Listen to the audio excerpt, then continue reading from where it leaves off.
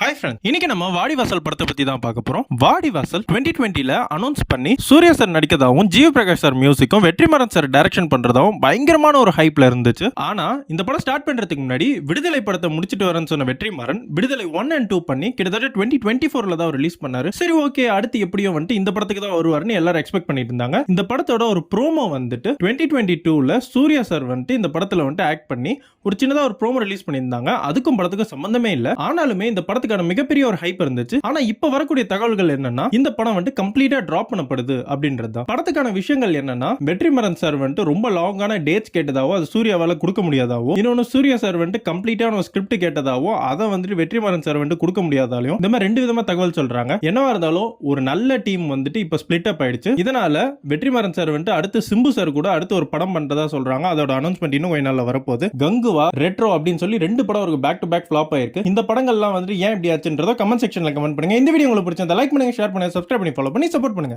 Thank you.